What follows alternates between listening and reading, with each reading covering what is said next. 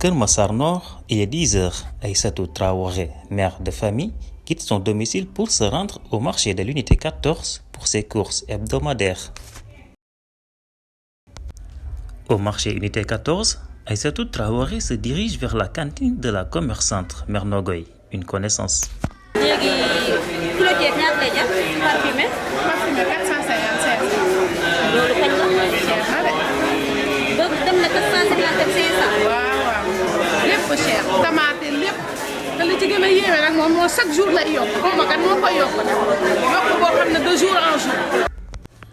Elle achète huile, riz, sucre, gaz dans une discussion autour du pouvoir d'achat avec la commerçante.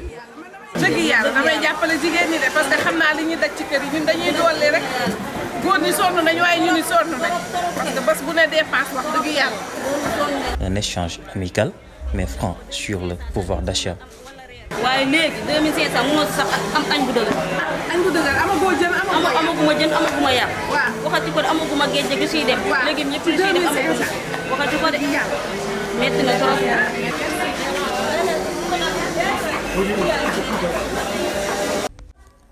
Retour à son domicile, elle se rend vite compte de la hausse sur ses produits de première nécessité. ceeb kilo 400 wala kilo 500 partie bi kilo 500 soble tamit kilo 400 ay ñun fu ñu jóg diwlin tamit may noog bu foogoon ne diwlin moom dafa yomb nekk te diwlin a gën a cher lépp doy na waar lii moom xaw ma kan moo yor pàccum bi waaye tey li moom war nañ kaa mën a xooli parce que affaire yi cher na trop loolu laal ñu ne la 500 loolu laal ñu ne la 400 ñun de xaw ma fan lañu war a jóg. Au lieu de se plaindre, elle se rend au service départemental du commerce intérieur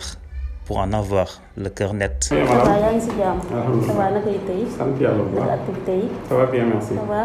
bismillah. waaw man moom lan moo ma jaaxal parce que fan yëpp maa ngi fiy bëgg a ñëw. mais problème mu dund bi moo tax ma ñëw fi. parce que yéen ñi nga xam ne ni yéen a yor wàllum boobu parce que affaire yi cher na trop sànq rek laa jógee marché mais ne balaa maa def dara faaw ma ñëw fi.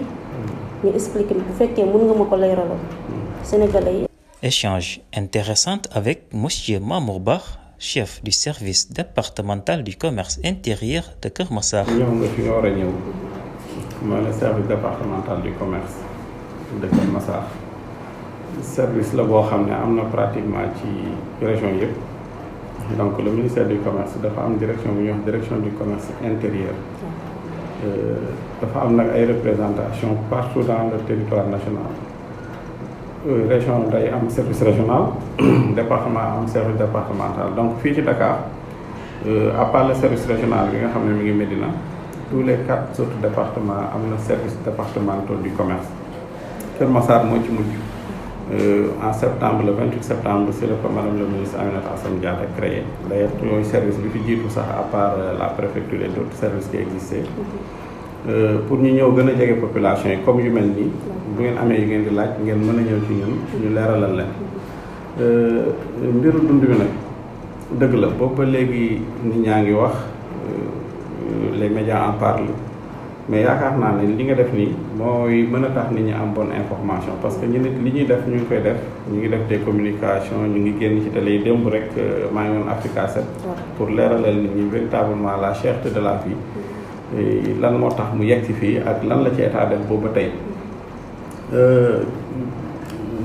dafa am lu ñuy wax des denrées de première nécessité yi nga xamante ne le ministère du commerce loi bi nga xam ne moom moo ñu tënk ñu ci liggéey loi boobu 2021-25 la du 12 avril 2021 sur les prix de la protection du consommateur mais loi boobu avant muy ñëw dafa fekk mu amoon lu ñuy wax la loi 94/65 boobu daf doon 94/63 daf doon libéraliser le commerce mais lu ñu ko libéraliser état daf ne bàyyi lépp commerçant yi wóorul mu am ci produit yoo xam ne nag moom dafa téyel boppam ne lii nii dama koy téye heure boobu marché bi demee ba xaw a jaxasoo man ma téyel sama bopp njëg yi du ma ko bàyyi loolu si la diwlin bokk si la sucre bokk si la ceeb bokk gaz butane bi ngeen di jënd si la bokk ak farine ak mburu donc yooyu mooy les produits services yi également am na service yoo xam ne si la bokk lu ci mel ni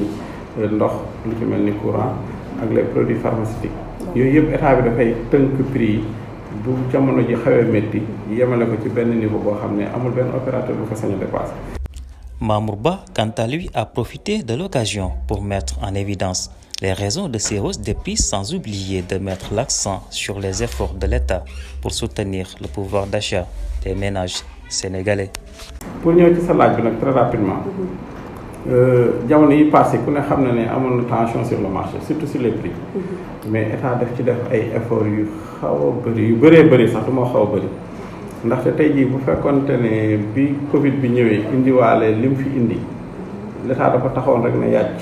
ses agents aussi taxaw na yàcc yaakaar naa ne bonoon prix bi aujourd'hui dina jéggi day lool mais heureusement li ñu naan gouverner c'est prévoir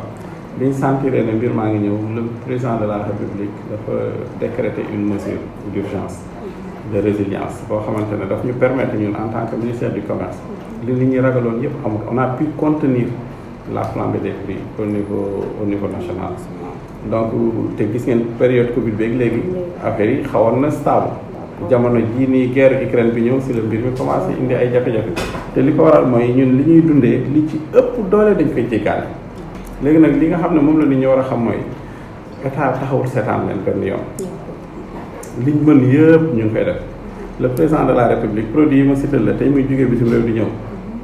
droit de douane yi nga xam ne dañ ko ci doon percevoir daf na buñ ci jëlati dara te ku ne xam ne dina métti ci état boo xam ne léppam ci taxe la ko teg taxe yi nga xam ne moom la impôt di dugal ak douane moo yor le budget général de l'état mais malgré tout président def na effort outil yeneen moyen pour mën a contenir cette flambée des prix daf ne lépp luy ceeb bu jógee bitim réew zéro droit de douane buñ ci laalati dara pour au moins li nga xam ne waroon na koy mën a jar ci wàllu ci séeraay bu mu fa yegg loolu doy mu ne farine tey jii fii mu toll au niveau international parce que le blé bi ñuy mujj jënd au mois de janvier mu ngi ci 325 000 léegi mu ngi ci 325 dollars léegi mu ngi ci 500 dollars donc gis nga différence bi mais malgré tout état ne du bàyyi du continuer di def ay efforts les minoteries yi dañ demoon ba ne mënatuñuy jaay parce que ñu ngi jaay à perte état ne leen continuer leen jaay li nga xam ne mooy différence bi man dinaa la ko supporter naa leen ko fay yooyu yëpp da ko yenn pour wax dëgg yàlla bañ a seetaan askanam te ku ne xam ne ne diis na ci état boo xam ne taxe rek la yaakaar donc ci diwlin bi dañ ci def benn forfait maanaam boo indee conteneur au lieu nga doon fay fu mu ne nii 4 millions 500 tu fay 3 millions 500 donc daanaka forfait lañ leen defal pour l'huile bi jógee au niveau communautaire ak bi nga xamante ne day jógee au niveau extra communautaire pour vous dire njëg yi nga xam ne dañ ko fixé sur le marché le ministre du commerce mu ngi ciy def lu mu mën man mii nekk Kër Massar man moom pratiquement du nelaw guddi nelaw ma bëccëg chaque instant elle m'appelle à tout moment daf may oo sax ay 1h du matin dama dégg naa dans tel quartier am na ñoo xam ne respecté wuñ njëg yi bu ko defee ma daal di jug même les week-ends déployer samay équipe ànd ak ñoom sur le terrain donc pour vous dire rek ne l'État est en train de faire d'énormes efforts léegi nag li ci des mooy yéen population yi comme ni nga defee nii loolu lay invité tout le monde ñu def la même chose ku ci gis loo xamante ne jaarul ci marché bi nga dem ci service yi ñu ko war a jooytoo nga jooytu ko on a donné un numéro vert fii am nañ numéro fixe bu leen gën a jege naa la ko jox booy dem nga tasaare ko puisque yaa fi nekkal ndaw yi nga xam ne ku ci gis lu jaarul ci marché bi nga oote wax ñu ko parce que tamit ministère du commerce amul agent yoo xam ne ku ci ne mën na la fekk ci buntu boutique dana taxawal di surveiller 24 heures sur 24 ce que le commerçant fait mais c'est dommage que fu mu ne nii bu njëg yi seere rek tourné ne ministre du commerce nangam mais le ministre du commerce est en train de faire tout ce qu'il peut. Une discussion intéressante entre une mère de famille et un cadre du commerce intérieur qui a permis à Aïssatou Traoré d'avoir des réponses claires sur les raisons de la hausse des prix. dëgg la ministre du commerce moom moo yor wàllum commerce bi waaye ñëpp dañoo foogoon ni état bi ak ministre du commerce ñoom ñoo yokk prix bi te or ko fekk na du loolu. man damay ñaaxaat rek samay mbokku jigéen ñi sa ndaw yi tamit surtout jeunesse bi ñoom laay gën a ñaax lii nii ma def suñu amee lenn li nga xam ne ni da leen si jaaxal ñu ñëw bu ci yow wala ñu ñëw feneen ak feneen jooytu seen problème pour ñu mën na la expliquer maa ngi ñaan nag yal na yàlla yombalal mbir yi lépp si barki Seydina Muhammad. njëg yi tamit am na foo xamante ne bu fa tolloo ngeen xam ne bu ci état rocc woon loxo tey dina jéggi day ba bu set am ñuy jooy naan njëg yi cher na mais la vérité des prix aujourd'hui rek muy ci carburant bi muy ci ceeb muy ci diwlin duñ ko bàyyi woon rek état ne bàyyi naa ñu appliquer prix yi nga xam ne mooy les prix normaux sur le marché wallahi dina jéggi day ñu ñaan yàlla crise bi gaaw a jeex pour que les choses reviennent à la normale am na lu ngeen ci war a jouer nag parce que li may wax souvent mooy quand un état est à genoux ses serviteurs doivent se mettre à genoux pour l'aider à se redresser tey ñëpp war a jàpp état mi ngi jàpp na opérateur économique jàpp souvent appel bi ma leen di lancer mooy produit yi état fixé bëriwul parce qu'on est dans un régime de liberté cela veut dire que jëndal teg sa bénéfice jaay mais daf ci am quelques yu ndaw yoo xamante ne bu naree indi problème nag état téyel ko boppam ne lii nii laa bëgg ngeen doxalee ko mais yooyu dafa bëriwul le riz indien l'huile le sucre cristallisé le gaz butane moo gën a tuuti ci boutique bi damay wax commerçant yi man leen bu ngeen bëggee jàppale seen réew même lii bu ngeen ci amul dara sax jaay leen ko par sentiment de patriotisme même bu ngeen ci gañewul dara sax jaay leen ko pour parce que c'est des prix d'appel ceeb boutique bu ko amul bu benn jigéen ñëwee na la jaay ma ceeb nga ne ko amoo ceeb lam bëggoon a jënd yëpp du jënd dara day gën a dem ci beneen boutique seeti ko fa loolu la ñuy wax un prix d'appel un produit d'appel donc produit yooyu noonu vraiment mën nañ ci jàppale état suñ bureau nag ubbeeku na pour tout le monde à tout moment Kër Massar c'est un service ñëw nañ jege nañ leen donc à tout moment venez appeler quand vous voulez pour lépp lu jëm ci seen mbiru jënd ak jaay le service est là pour vous. D'accord. Merci beaucoup madame. À la prochaine.